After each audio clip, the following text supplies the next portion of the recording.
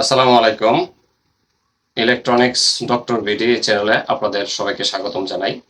তো আজকে আমি আপনাদেরকে এই ঘরে আপনার 95 ওয়াটের একটি সেট আপ করবো। তো যাই হোক, ভিডিওটা আমি শুরু করতেছি।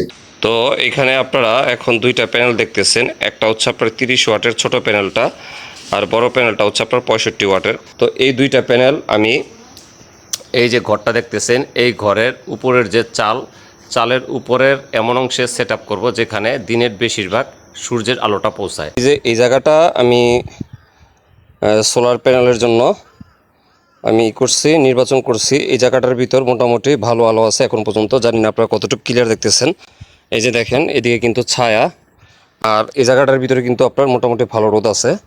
তো এখন এই যে এই ছোটো প্যানেলের দুইটা তার দেখতেছেন, এইটার দুইটা তার আর বড় প্যানেলের দুইটা তারের সাথে আমি প্যারালাল করে দেব, তাহলে হয়ে যাবে হচ্ছে আপনার এই দুইটা মিলে 95 ওয়াট।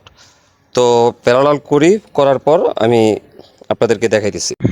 তো আপনারা এখানে দেখতেছেন দুইটা প্যানেলের তার আমি কিন্তু প্যারালাল করছি। ছোট প্যানেলের লাল তারটা এবং হলুদ তারটা কিন্তু বড় প্যানেলের নীল তার এবং কালো তারের সাথে কিন্তু প্যারালাল করা আছে। তো হয়ে গেল 95 ওয়াট।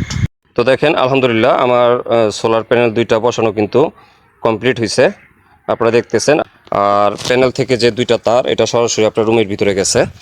আর আপনারা যদি একটা খেয়াল করেন, প্যানেল দুইটা কিন্তু আপনার দক্ষিণমুখী করে বসানো হয়েছে। আর দক্ষিণমুখী করে বসানোর উদ্দেশ্য হচ্ছে, সোলার প্যানেল সেট আপ করার নিয়মই হচ্ছে আপনার সোলার প্যানেলগুলো দক্ষিণমুখী করে বসাতে হয়। তো আর আরেকটা বিষয় হচ্ছে, প্যানেল কিন্তু একটা নির্দিষ্ট অ্যাঙ্গেলে কিন্তু ঢালু করে রাখতে হয়।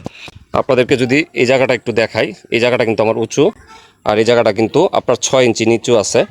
তো ওই হিসাব করে আমার এখানে 9 ডিগ্রি অ্যাঙ্গেলে আমি এটা রাখছি। তবে এটা সব জায়গায় কিন্তু 9 ডিগ্রি অ্যাঙ্গেলে হবে না, তাহলে ভুল হবে।